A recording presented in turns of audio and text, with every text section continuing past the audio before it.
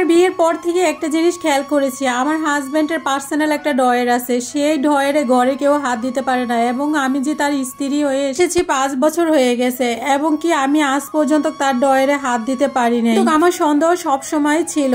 আমি যখন বাবার বাড়িতে যাই তখন আমার হাজবেন্ড কোথায় জানি উদা হয়ে যায়, তখন আমার শ্বশুর শাশুড়িকে জিজ্ঞাসা করতাম, কিন্তু সে কখন যাইতো কারো কাছে কৈফিয়ত দিত না। আমার শ্বশুর শাশুড়ি জানতো না, নয়তো আমার প্রশ্ন উত্তর তারা দিতে পারতো। সবকিছু গোপন করছে তারা আমাকে। আমার পারিবারিকভাবে বিয়ে হয়েছে, আমার মা বাবার আমি একমাত্র মেয়ে, আমার 2টা ছোট ভাই আছে। কখনো অভাব অনটন আমরা কখনো খারাপ পরিস্থিতিতে পড়িনি, যা এখন পর্যন্ত শ্বশুর বাড়িতে আসি। যাই হোক, বাবা মা দেখে শুনে বিয়ে দিছে। আমার হাজবেন্ড ভালো একটা চাকরি করে, কিন্তু স্বভাব চরিত্র ভালো কিনা আমার পরিবার দেখার প্রয়োজন মনে করেনি। ভালো একটা চাকরি করে, ভালো স্যালারি পায়, সেটা হয়তো বা তাদের কাছে ভালো লাগছে, তো সেই জন্য তারা বিয়ে দিছে। আমার বিয়ে হয়েছে, বিয়ের রাত থেকে কেন জানি হাজবেন্ডের উপর সন্দেহ কাজ করছে। সব সময় আমাকে নিয়ে অনেক কঠোর কথা বলতো, এগুলো আমি সবসময় হজম করতাম। মায়ের কাছেও শেয়ার করছি, মা বলছে সব পুরুষ নাকি একরকম হয় না, কিছু পুরুষের চরিত্র একটু সমস্যা থাকে, কিছু কিছু পুরুষের নাকি কথাবার্তা একটু সমস্যা থাকে। আমি ভেবেছিলাম আমার হাজবেন্ডের কথাবার্তায় একটু সমস্যা আছে, কারণ আমার শ্বশুরও খুব বদমেজাবি এবং বাজে ভাষায় কথা বলে আমার শাশুড়ির সাথে, কিন্তু ওনারা আমার সাথে কখনো বাজেভাবে আচরণ করে নাই। সব কিছু মিলিয়ে আমি মানতে শুরু করলাম। বছর ঘুরতে না ঘুরতে আমি প্রেগনেন্ট হয়ে গেলাম।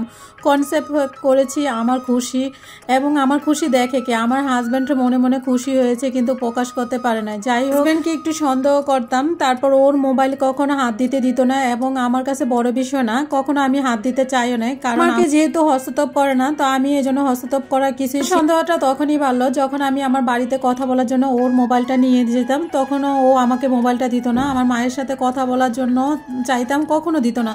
ওর মাকে ও কখনো মোবাইল দিত না। যাই হোক, ওর 2টা বোন ছিল, একটা ভাই ছিল, তো ওর বোন 2টা বিয়ে হয়ে গেছে। মানুষ আমাকে কঠোর কথা বলতে কখনো ছাড়তো না, সব সময় কাজে দোষ ধরতো। এটা আমি বড় করে কখনো দেখি না, কারণ ননদরা একটু এরকম টাইপের হয়, এটা ভাবতাম। তো ভুল করলে দোষ ধরবে, তো এগুলা নিয়ে আমি কখনো বাজেভাবে দেখি না। আমার সব থেকে বড় সমস্যা হয়ে দাঁড়াইছে আমার হাজব্যান্ড কই যায়, সে আমার সাথে কি গোপন করে, সে কোথায় চলে যায় কয়েকদিন পরে পরে, এটা আমাকে খুঁজে বের করতে হবে। আমার শ্বশুর শাশুড়িকে বলেছিলাম আপনার ছেলে কোথায় যায় না বলে, নিশ্চয়ই আপনারা জানেন। শ্বশুর শাশুড়ি বলেছে না, আমরা কিছুই জানি না, ও তো আগে কখনো এরকম করে না, ও হঠাৎ করে কেন এরকম করতেছে, তোমাকে বিয়ে করার পর থেকে নিশ্চয়ই কোনো ব্যর্থতা আছে, বা তুমি তোমার স্বামীকে ধরে রাখতে পারতেছো না। তখন আমার খুবই গায়ে লেগেছিল কথাগুলো। তো আমার দেবর আমাকে বলেছে বিয়ের আগে নাকি এরকমভাবে নির্দোষ হয়ে যেত। ভাবি ভাইয়াকে দেখে রাখেন, ভাইয়া এরকম করে, মাঝে মাঝে কোথায় জানি উদা হয়ে যায়, তো আপনি ওনাকে সবসময় চোখে চোখে আড়ালে রাখেন। অনেক খোঁজ খবর পরে তারপর একটা জিনিস জানতে পারলাম, অনেকে একটা মেয়ের সাথে সম্পর্ক ছিল, ওই মেয়ের সাথে নাকি বলে অনেকদিন বাসা নিয়ে ঢাকা ছিল, ওই মেয়ের সাথে বিয়ে হয় না, তারপরও নাকি অনেকদিন বাসা নিয়ে থাকছিল। তো আমি আমার হাজব্যান্ডের কাছে জানতে চেয়েছিলাম, ও আমার সাথে খুব রাগ দেখাইছিল এবং খুব মেজাজ খারাপ করে বলেছিল এসব বাজে কথা কে বলেছে। আমি বলছি সব প্রমাণ আমার কাছে আছে। তো সেটা নিয়ে আমি বাড়াবাড়ি করি না। হাজব্যান্ড আমার কাছে কোনো কিছু স্বীকার করে নাই। সেই মেয়েটা কেন ছেড়ে চলে গেছে, সেই প্রশ্ন উত্তরটা সে আমাকে দেয় না। সে বলছে যার চলে যাওয়া সে এইভাবেই চলে যাবে, স্বাভাবিক।